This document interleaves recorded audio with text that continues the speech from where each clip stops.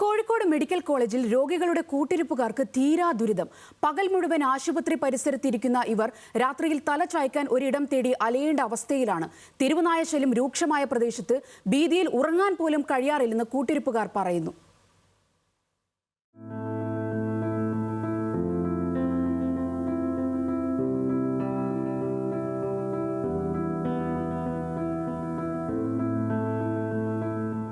കിടക്കുന്ന രോഗികളെ പരിചരിക്കുന്ന ആളുകളെ കിടക്കാൻ അന്തി ഉറങ്ങാൻ ഒരു കൊതുകില്ലാതെ ഉറങ്ങാൻ ഒരു എന്തെങ്കിലും ഒരു നല്ലൊരു സാഹചര്യം ഒരുക്കി കൊടുക്കുക.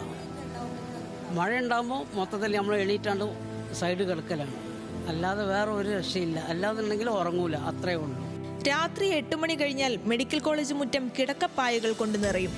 ഒഴിഞ്ഞ സ്ഥലങ്ങളിലൊക്കെ പായയും ഷീറ്റുകളും വിരിച്ച് കിടന്നുറങ്ങാനുള്ള ഇടം ബുക്ക് ചെയ്യാൻ ഓടുകയാണ് രോഗികൾക്കൊപ്പമുള്ള കൂട്ടിരിപ്പുകാർ.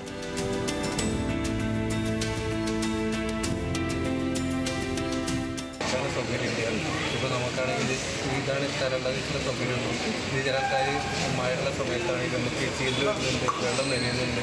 ചിലപ്പോൾ നമ്മൾ കിടക്കുന്ന ചിലപ്പോൾ കൂടെ നായകളും പട്ടികളൊന്നും കിടക്കുന്നുണ്ട്, അങ്ങനെ ബുദ്ധിമുട്ടുണ്ട്. പിന്നെ അതുപോലെ ബാത്റൂമിലാണെങ്കിൽ ഒരു കയ്യൊക്കെ ആൻവാശില്ല, അതിനൊന്നുമില്ല. ഇപ്പോൾ നമ്മൾ ചില ആൾക്കാർ ബാത്റൂം ഒന്നും കുടിക്കും, ചില ആൾക്കാർ മുകളിൽ പോയിട്ട് കുളിക്കും, എന്നിട്ട് ഒരു കുളിക്ക് 20 ഉറുപ്പിക കൊടുക്കും.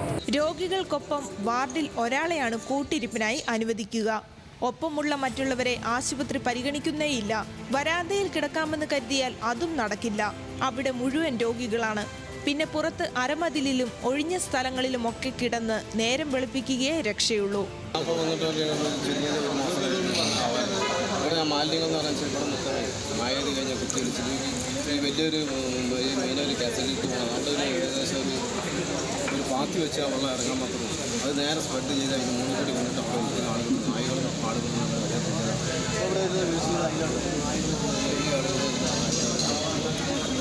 അവിടെ രാവിലെ നിങ്ങൾ പറഞ്ഞാൽ അവിടെ നമ്മുടെ നാട്ടിൽ കിടക്കാനില്ല. അവിടെ പേപ്പറിങ്ങനെ 10 രൂപ വെച്ചിട്ട് എന്തിൻ്റെ ആവശ്യം? മരത്തണലിലും മരുന്ന് നൽകുന്ന സ്ഥലത്തും മഞ്ഞും മഴയും കൊണ്ട് കൊതുക് കടിയേറ്റ് ദുരിതരാത്രികൾ തള്ളി നീക്കുകയാണിവർ.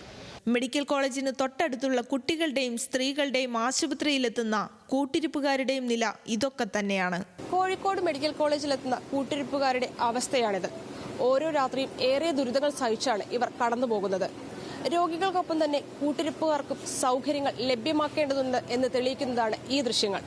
കോഴിക്കോട് നിന്നും ക്യാമറാമാൻ അതീന്ദ്ര ജിത്തുവിനൊപ്പം രമ്യാദാസ്, ന്യൂസ് മലയാളം.